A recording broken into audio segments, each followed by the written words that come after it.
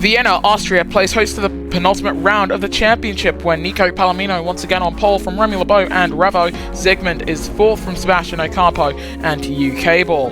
David 12 is 7th from Awful Catfish and Casper LeBeau. 10th place is you apart from the other Amlin Aguirre driver of Verse Theo. Daf Sanchez 12th from the Red Devil and your boy then Charles Hernandez 15th from Marcus Nelson and Daniel Bogdasarov. Salas Kynes 18th from Oinkro Ezra and Babnis Jr. Then the back row of Ericsson and you. Well, we've had an unbelievable road to the championship. The championship cannot be won today, but who's going to take victory in Vienna as we get underway in round number 15? And it's a brilliant getaway from Remy LeBeau, who just about manages to hold off Revo as they run into turn number 1, almost running into his teammate coming down the hill of turn 2. Look at this from Remy trying to get alongside with Nico Palomino diving down into turn 3. Contact between the two Red Bull Sims drivers, but they keep it as clean as they humanly can out of the barriers at the very least. The time penalty has been given to Salas Kynes as look at this from Revo trying to get past Nicolas Palomino. They hold it side by side, the two multiple time champions in their respective ERL categories. Palomino holding off the 7 for now. For Remy LeBeau, this is important. He needs to continue winning after last time out. He got himself within 22 points of the championship. He could leave here the championship leader, could Remy LeBeau. As you can see, Zygmunt and most of the field getting a very tight exit as that's close to the wall there for Casper LeBeau, who's had an absolute shocker of a start down to 14th for him. Lap 2 of 17, and it's Remy LeBeau who leads from Revo and Nicolas Palomino. This sets up an unbelievable run to the championship, I believe. At the very least, what we're already seeing here, we're likely to see in St. Petersburg. A 12-lap sprint to the World Drivers' Championship, the final World Drivers' Championship for Formula E in the ERL 02s. We will go on a hiatus until the ERL 03s are available for us. Oh my goodness, this penultimate round in Season 27 already got my blood pumping. Look at this from Revo. He's got the run on Remy LeBeau that he needs to hold on. He just needs to hold on, as I've already said, to that slipstream and get Palomino off of his back. That's what he needs to do. A 54.04 as the top 3 all going off the track. Everyone flying off. But look at this. Revo not getting a good exit. He lost out. Lost a lot of time to Remy LeBeau, but he still wants to make the launch. Bit of wheel-to-wheel contact, but he takes the lead anyway. That is elbows out, aggressive racing. The ERL stewards certainly looking at that one. I'll tell you by the next lap, it seems what the decision is, as Palomino getting alongside with his teammate, but Remy getting past the Spanish driver. Venturi's cars looking locked in, as the kids would say, to this track, as your boy getting side by side with UK Ball, who's still managing those bruises from last time out. We've got yellows. That seems to be one of those drivers. That is Remy LeBeau with front wing damage. Remy LeBeau, your race leader, staying out, but with front wing damage to begin lap 4. You are Puff getting swarmed going through turn number 1. That's terrible news for Remy, because it means he's got less front downforce. But thankfully, the side that's been impacted, he doesn't exactly need it. So that's contact between Ocampo and Zygmunt fighting over second place. The two-time Formula E champion, 2 seconds off the race leader, now up into P2. That's a lot of 2s in that sentence. As you can see, Daf Sanchez moving up into 5th place in front of Verse Theo. This is really the limit for the soft compound tyres. It's a very short track here in Vienna, by the way. Only really rivaled or matched by the track we have in Nigeria, the Abuja ePrix layout. As we ride on board with Sebastian Ocampo, trying to get back onto the top step for next TCR. David 12 will begin lap 5 in the race lead. Coming through turn 1, he's going to be suffering with some very poor tyres, and you can say the same about the Red Devil in the number 99, as that's a bit of contact between Kynes and Hernandez. Taking a look at pit lane there. Revo, Palomino all in front of Remy LeBeau is that's close to the wall for the number 7. Almost hit the barriers, but kept it out, thankfully. Here comes the 93, going for a monstrous launch. He's going to hold it. He's going to take 6th position and the net race lead. The top 3 who have made their pit stops, they are all using attack mode. Just a reminder with the ERL 03s, attack mode won't just be on the rear wing, it will also be on the front wing. An attack charge should be quite a bit more powerful, however we are expecting to see this a little bit later throughout the season. Probably the latest we'll see it is season 29, the earliest season 28 of course, but likely midway through because development is telling us it is not ready for the first round of the season. Nicholas Palomino runs up in 2nd as Bogdasarov's got a 10-second time penalty. Revo and Catfish both with 5-second time penalties. 12 coming out of the pits in 6th place as that's Casper LeBeau coming up right behind him. That's Remy LeBeau as well. Oh no! Whoa!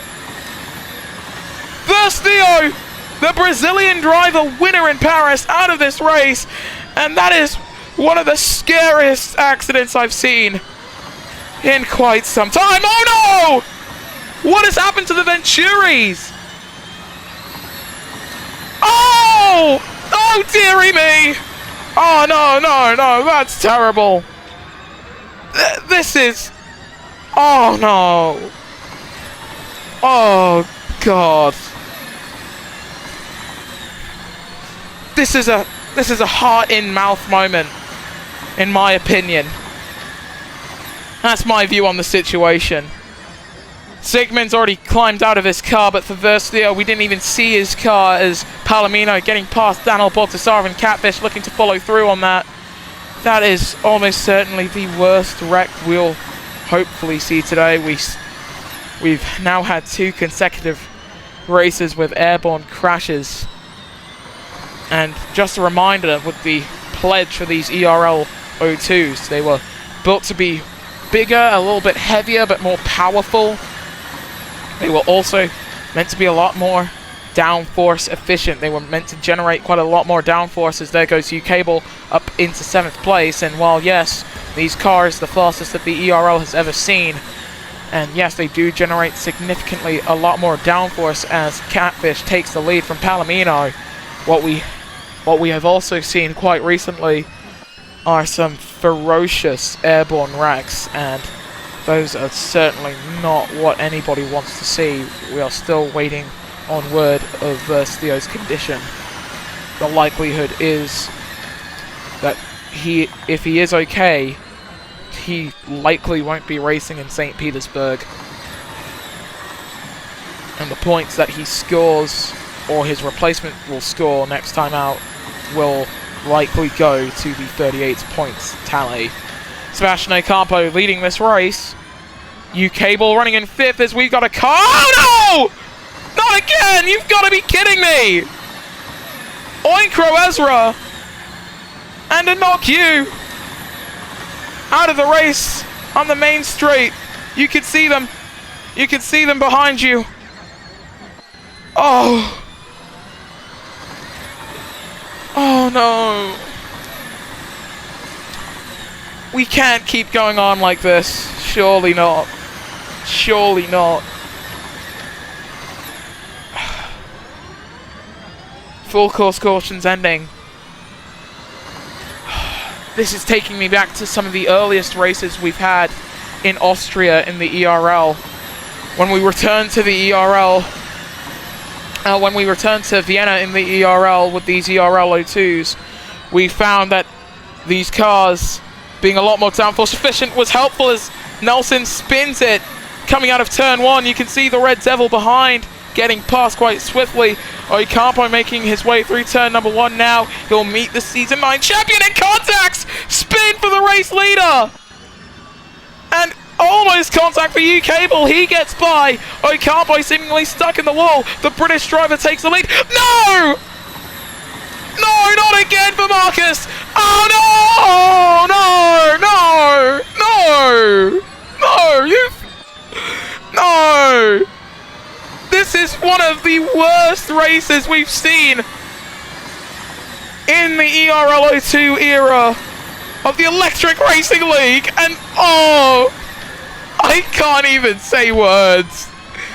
This is terrible. This is absolutely abysmal. Oh wow. That's 5 drivers taken out.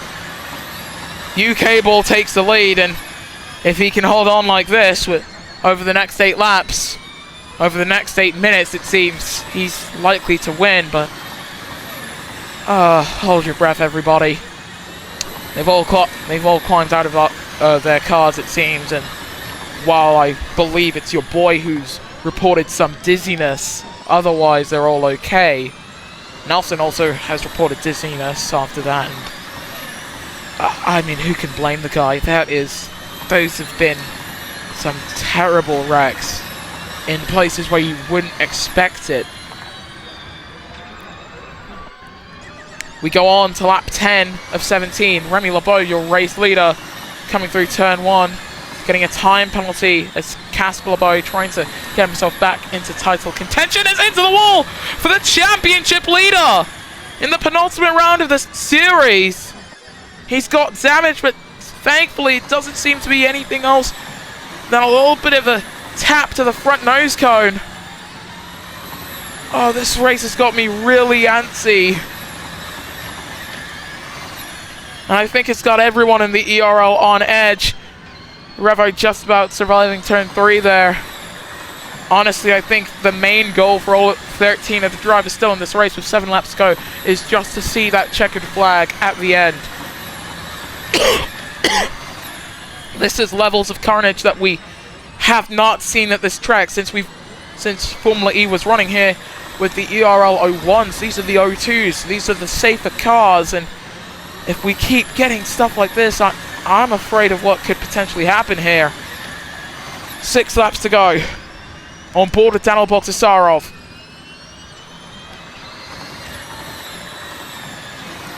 And now we've got a LeBeau 1-2. Sanchez getting overtaken by the Spanish champion. The French champion is...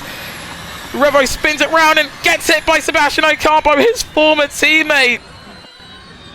David 12 now coming through turn 1 there. And the Red Sea parts for Moses. Oh, the Red Devil going airborne. Ericsson coming through the yellow flag zone. And that's another wreck, including Revo. He has to come into the pit soon, surely. Surely Nord Hyperdrive will pull him in as Casper LeBeau now takes the lead with Remy down in pit lane with 5 laps to go for the LeBeau family. This is good for their title hopes as long as they see the checkered flag. They are going to take a massive points haul on Revo. 5 to go from Vienna, Austria, in what has to be one of the most unbelievable races of the Electric Racing League as a whole. I don't think we've seen calamity on this scale in quite some time at a track where we don't expect it. We don't expect to see things like this around Vienna anymore.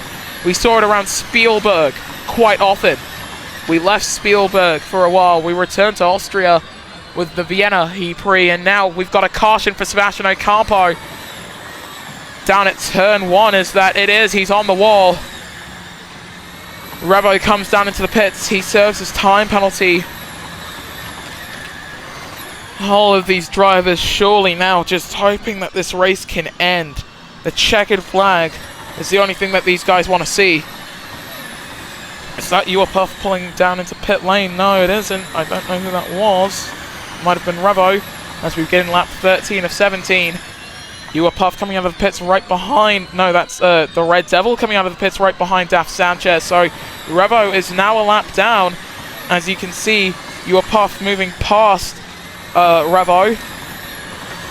Daf Sanchez leading this race. As it stands, the championship lead situation will not change heading into the final round in St. Petersburg. And it's a track limits warning for Remy LeBeau, a man who desperately wants to win a race at home for him.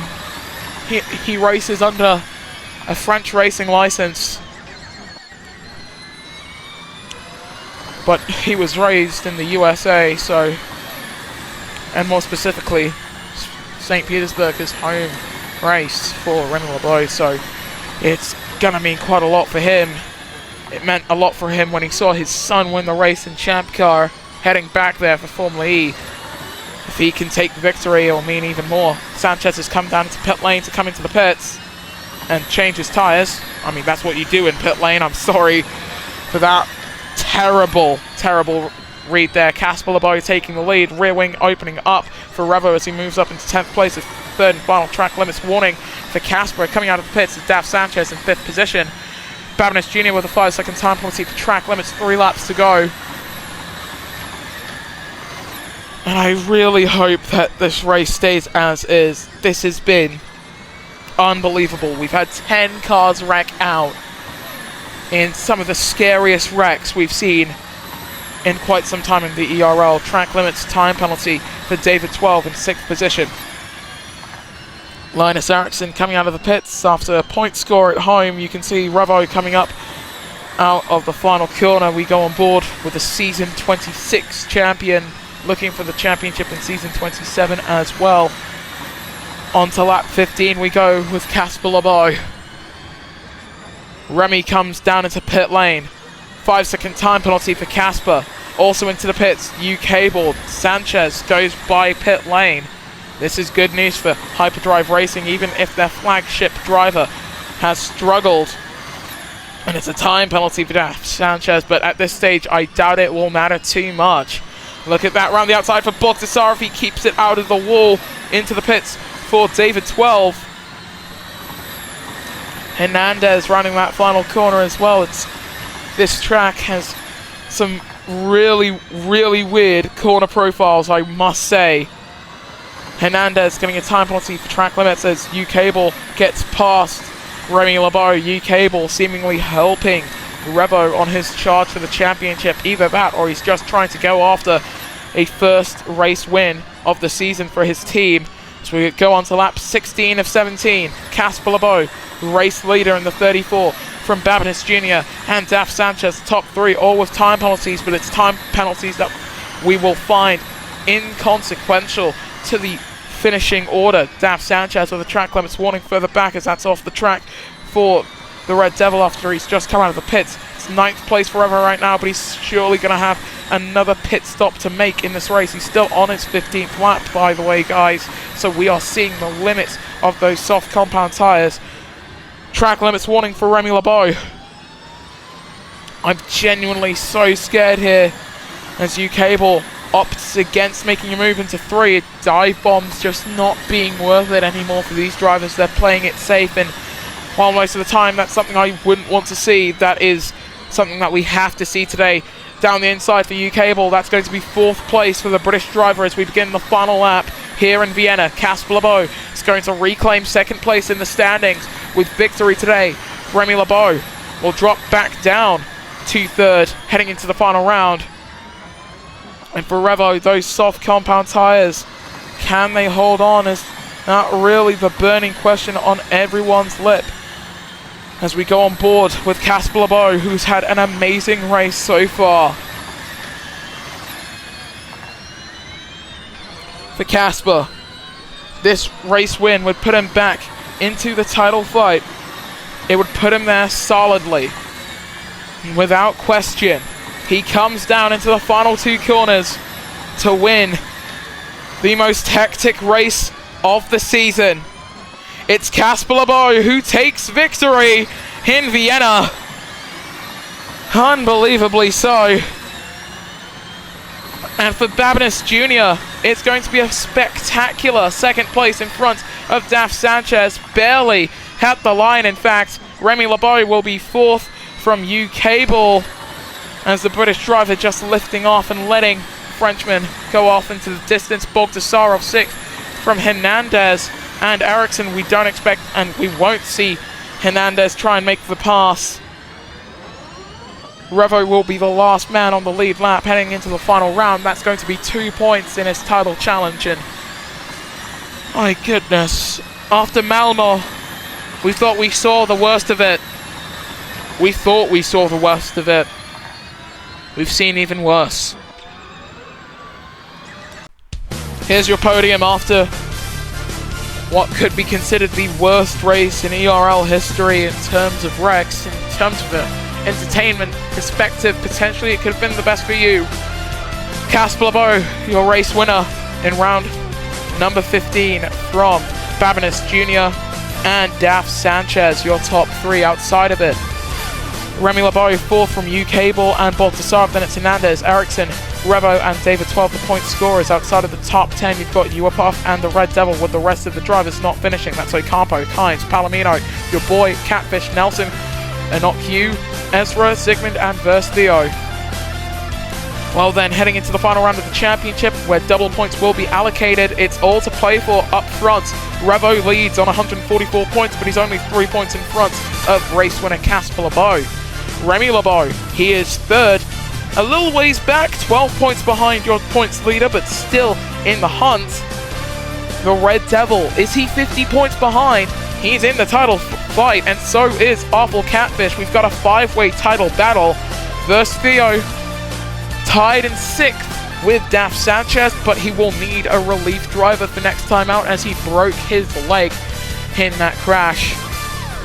Nicholas Palomino, 8th from Bogdasarov and UK Ball. Outside of the top 10, it's Ericsson from Ocampo and Hernandez. Babinus Jr. 14th from 12th, and Uapuff and Q.